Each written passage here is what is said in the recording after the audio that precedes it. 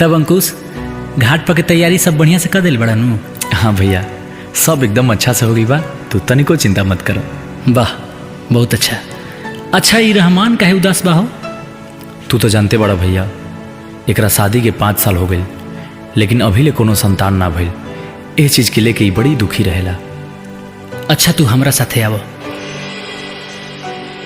रहमान हम तोहर दुख समझ सकता नहीं और हमनी के तोहरा खातिर कुछ कइल चाहता नहीं जा। ओ का देखा भाई, हमनी के छठ करता नहीं जा और अब की बार के छठ तोहरा संतान खातिर कइल जाई। पर हमनी के धर्म अलग अलग बा ना, और तोहरा पता बा कि हमरा छठ के बारे में कुछ पता नहीं खे। सुन, तोहरा कुछ करे के नहीं खे, तोहरा से जो भी बन पड़ी तू पूजा में सहयोग कर दिया। और हाँ, अपन परिवार के लेके तू छठ घाट पर आ जिया।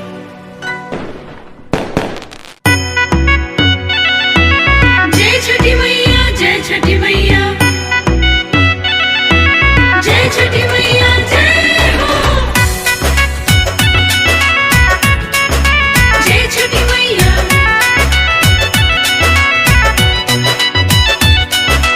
ओम सूर्याय नमः। राउर बरत हम कैनी छठ मैया ता दिहालू लालाना, गूंजत बा किलकारी जगमग करत बा मोरे आंगना।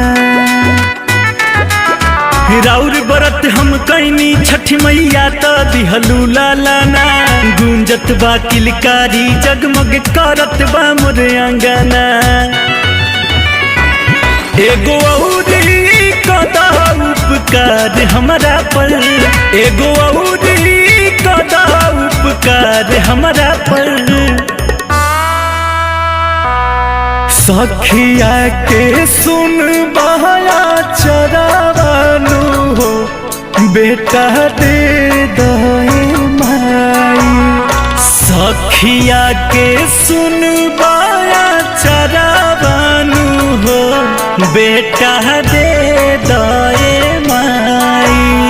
कदहु जियार तू घरवानु हो, बेटा दे दे माई।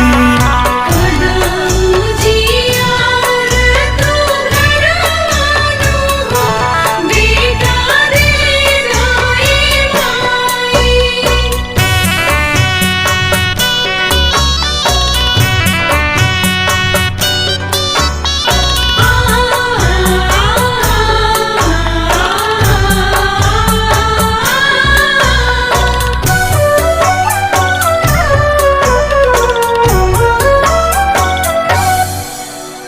लोगवा पुकारेला कही के बांझनिया, दुखवा में डूबल बा जिंदगनिया। लोगवा पुकारेला कही के बांझनिया, दुखवा में डूबल बा जिंदगनिया। रात दिन बहावेले लोरावानु हो, बेटा दे दे माई। रात दिन बहावेले लोरावानु हो, बेटा दे दे माई। कदऊ जियार तू घरवानु हो, बेटा दे दे माई। कदऊ जियार तू घरवानु हो, बेटा दे दे माई।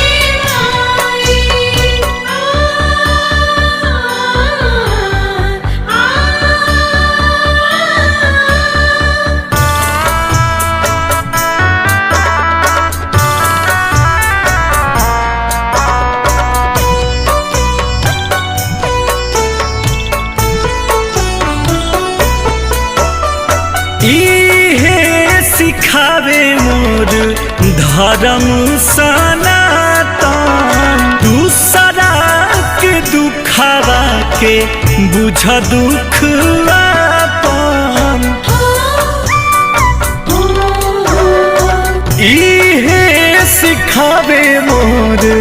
धर्म सनातन दूसरा के दुखवा के बुझ दुख आपन।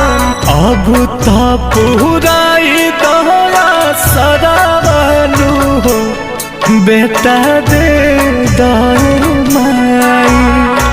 अब तो पुराई दया सरावनु हो बेटा दे दाए माई। कदऊ जियार तू घर